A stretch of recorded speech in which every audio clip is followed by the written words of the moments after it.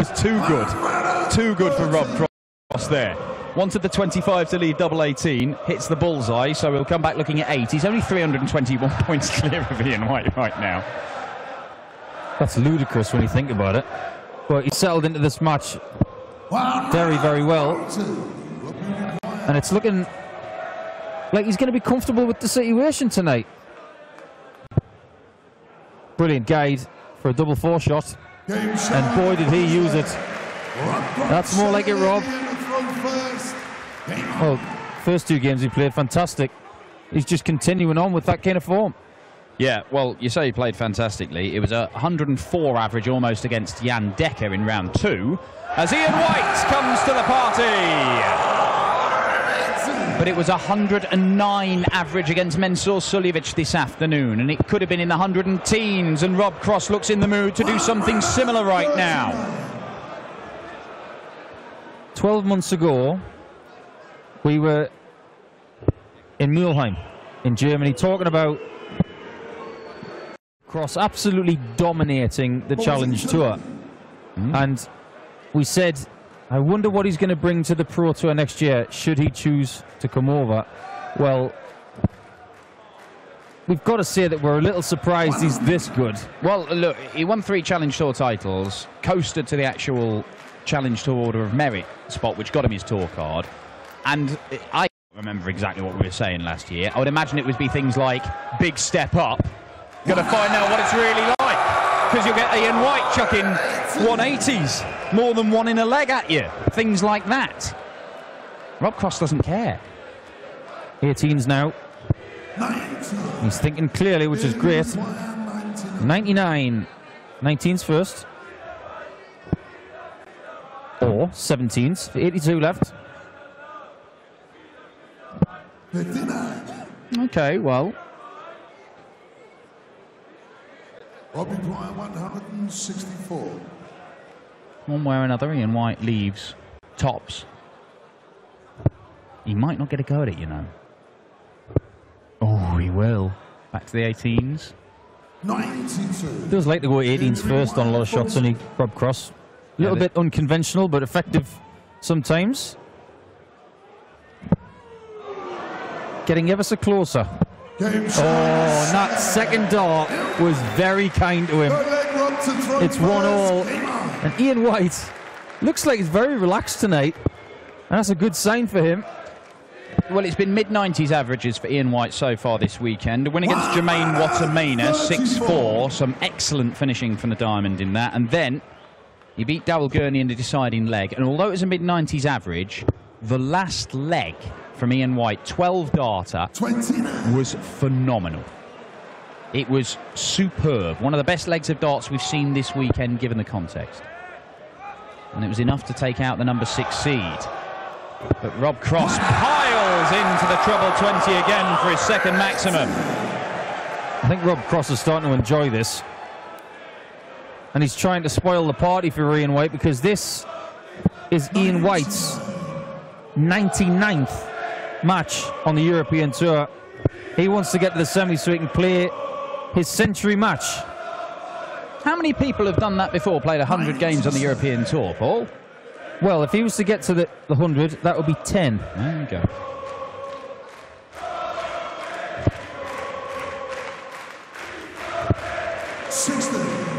But once again, Rob Cross on his own flow is miles clear of Ian White.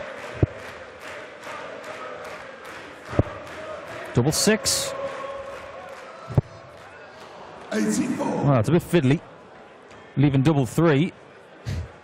But it doesn't matter, because he is 307 in front. It's very reminiscent of the first leg. Yeah, it really is. But these can go wrong. He might go 2 double 2, because you would think that a single 2 near the double bed would be a good guide, or he could just go straight at it. Game like that. The third leg. Rob Cross, well, when you're that confident and you're playing that well, just hit it. He simplifies the game so well, Rob Cross. He's very much like my brother's golf mentality. Ball, club, hole. That's it. Seaboard, hit board. That's Rob Cross's mantra. Pretty much. It's good enough for currently an average of 110. which is 26 points clear of the Diamond. 28 points now clear of the Diamond, Ian White. But that is because the 2 legs that Rob Cross has won on his own throw, he's been more than 200 points clear. I mean, it's been an absolute massacre on the cross throw. We've already talked about the Challenge Tour, of course, and Rob's domination of that, but we have to pay a lot of respect to Wayne Jones today, who has now confirmed his place back on the Pro Tour by winning the Challenge Tour. He is number 1. That is confirmed. The number 2, who also gets a tour card, that's still in the balance. Mark Dudbridge is in that spot right now, but Luke Humphreys, who is still in the very last Challenge Tour event back in the UK right now, he could spoil the party for Dudbridge. If he wins the tournament, he will knock Dudbridge out of that spot and will make Flash go to Q School. Well, interesting stuff over there. I mean, Rob Cross and Ryan Searle, who finished runner-up to him on the Challenge Tour last year, have both had... I mean, Rob Cross has had the greatest debut year in PDC Darts history, for my money. But Ryan Searle's been very impressive as well. You would hope that this is a sign that the Challenge Tour is proving to be a good breeding ground and a good pathway through to being a top pro, even though we have seen, obviously, a lot of Wayne Jones on the Pro Tour. You never know. You look at Nathan Aspinall, last 2 weekends on the Euro Tour, going back, he won a Challenge Tour, going back and actually getting a bit of confidence and remembering how to win games and win tournaments, it can actually help you rebuild your career. Well, it's Nathan's fault that he wasn't playing Challenge Tour this weekend because he was too good at the qualifiers and he was playing here. Well, this is a chance for a break, and it's on. And it's going to be double 18 that he looks to leave and does leave it. Rob Cross gives it the stare. And then puts the dart right in there for a 15-darter and the first breaker throw in this one. And Rob Cross, the dominance in the averages, is now reflected in the score. 3-1 to the man from Hastings. I like that pause before the 3rd dart, really, especially on the combos like that are really important. It's like the top of the backswing of Hideki Matsuyama. You just don't know when he's going to do it, but when he does, it just goes wallop. Well, I think one of the interesting things, we do see players sometimes, they stop, they pause, they'll have a look, and then they'll have a go at it. And if it goes in, great. If it doesn't, oh, it's a maximum for the Diamond, fighting back with his 3rd. Ian White's fans in the crowd there. Marvellous darts merchandise. But the thing is, Rob Cross does it all the time. It's almost part of his routine, so it's not like anything out of the ordinary. It's not really breaking up his rhythm as much because he does it all the time. If a player out of the ordinary takes a step back, and sometimes you question, oh, you're putting more pressure on yourself, you're not doing what you normally do, you're knocking yourself out of your rhythm. But Rob Cross, he does it all the time anyway, so it's just used to it. If the crowd start making noise, if he realises the enormity of the moment that he's in, he just does that all the time. It's just part of the game for Rob Cross. And it's something that Kevin Painter used to do after he saw a sports psychologist. He just needed that extra few seconds before going for a key double. And it really helped Kevin Painter. Just like that 180 is going to help Ian White. This is such a strange game. Ian White nowhere in some of these legs, but 2 180s in 2 of them. 40. And it could well be a break back for the Diamond. 41. Double 16. Game Yeah, shot. what a leg that is. 11 of the best from the 11th seed. 6 leg into And we're back on throw. Game on. He might have needed something like that, Ian White, just to get himself going, because at 3-1 down, with Rob Cross averaging 110 and Ian White best part of 30 points off, he knew he had to find some extra gears. And it looks like the Diamond is finding them. Ian White is doing what is said in Rob Cross's walk-on song. In the Warriors code, there's no surrender. At 3-1 down, when Rob's playing that well, lesser players would say, oh, I'm not going to win this game. But Ian White is not made of very soft stuff. He's made of oatcakes from Stoke and granite. Well, he's a diamond. It's the hardest substance known to man. Absolutely. Paul Nicholson just displaying his vast encyclopedic knowledge of hair rock there with the lyrics from Rob Cross's Walk On. And it's 180, number 7 in this game.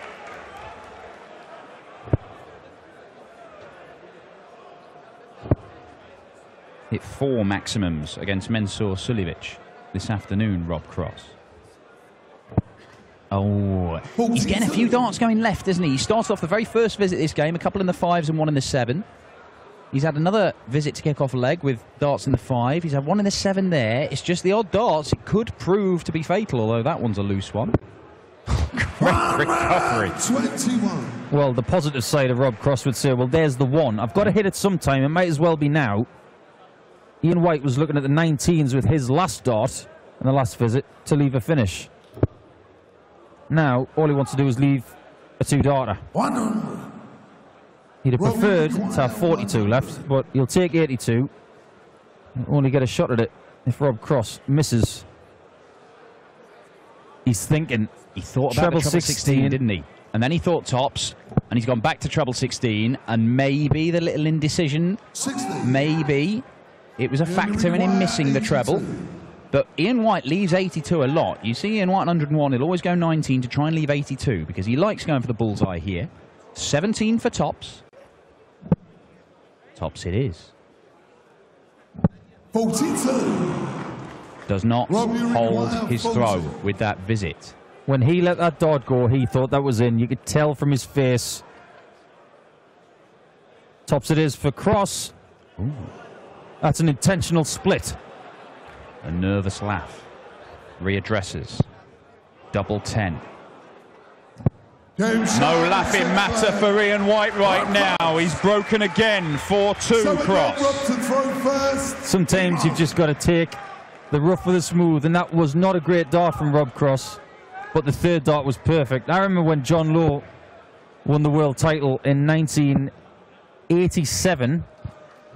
I think he won it on double 10. His shot at double top was nearer the treble. It really was. I think John Lowe just preferred double 10. The intentional split. Right, could be going in again. Oh, my word, Ian White, it's 5 180s for the diamond. And when he's hit one so far in this match, he's followed it with another one later in the leg. Rob Cross might be following it with one of his own. Well, that's 176 for the weekend. I think we might be tipping 200 this weekend, Dan. These two carry on like this. Oh, he gave it the slow zoom as well. 81. Only came away with 21 more points after that first dart. Rob Cross still in the box seat, though. Well, that's it. He's scoring so well, Rob Cross, that he's thought Ian White is having to hit a couple of big trebles just to keep pace with him.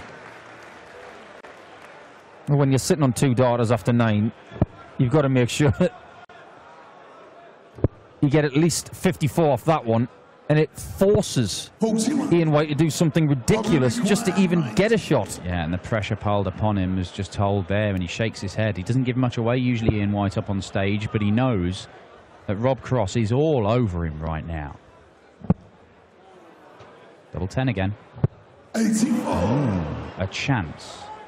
Chink in the armour. Can the diamond exploit it? All he can do is leave himself handy.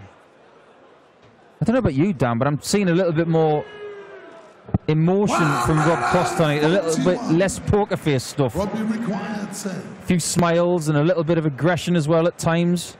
Well, he knows how important this game is to him.